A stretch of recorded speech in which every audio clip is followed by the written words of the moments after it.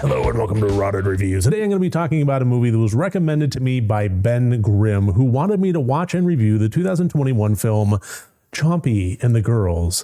The reasoning he gives for this is because he says it's inventive in the quirkiest of ways, one skipped over by many but needs to be talked about more, hidden gem status.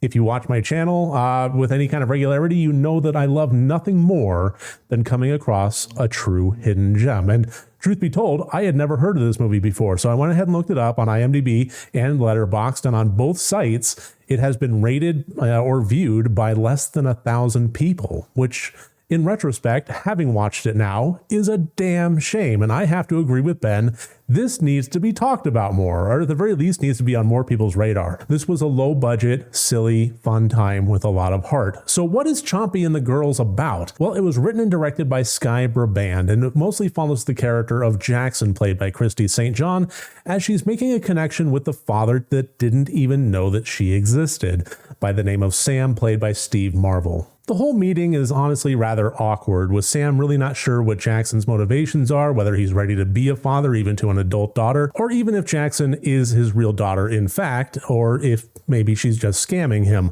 So that awkward is kind of settling in and the friction is happening between the two, when all of a sudden both of them simultaneously witness an event that defies all explanation, as a little girl about 8 or 9 years old all of a sudden gets approached by a grown man who then swallows her whole. And from there, that man, seeing that he had been seen, starts chasing after them. So the whole movie kind of takes place within the context of them establishing their relationship to one another while being hunted and surrounded by these odd circumstances. Now, when I heard the premise of this film, or at the very least the major bullet points of it, one of the first thoughts that I had was, how would they pull this off?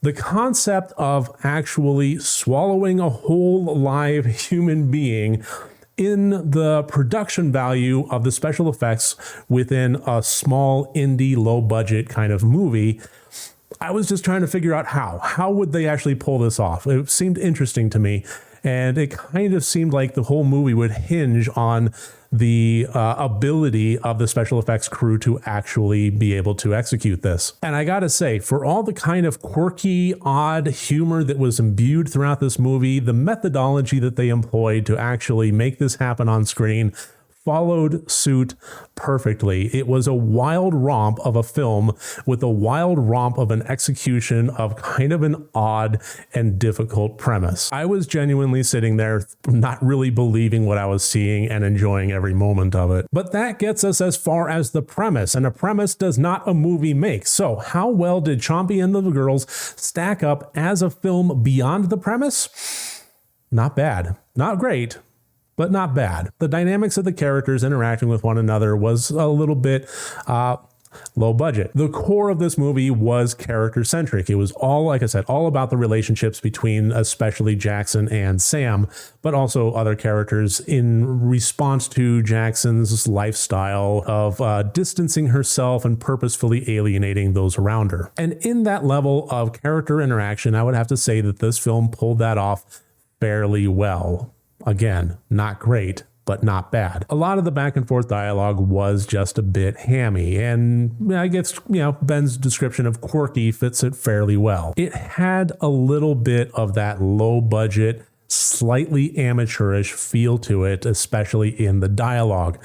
But overall, I would have to say that the heart and the humor overcame, and instead of being a film that stood out as something that was just slogging through the mud, turned out instead to actually be a little bit of a whimsical time, which worked really well, again, going back to the initial concept. I kind of wish that the dialogue had been a little bit more refined. I wish that the delivery had felt a little more natural, but the awkwardness of the delivery actually fit the awkwardness of the character scenes, and that also in turn fit the awkwardness of the entire film. So I am kind of surprised by Chompy and the Girls. One, that more people aren't talking about it. Two, kind of related, that I had never heard of it. And three, that I enjoyed it as much as I did. This is currently available for free on Tubi with ads. If you're in the US, it has kind of a 99-cent rental, VOD platforms, what have you. So this is a fairly accessible and affordable film film that I think more people should know about. It's not so silly that it turns into a complete farcical wackadoo satire,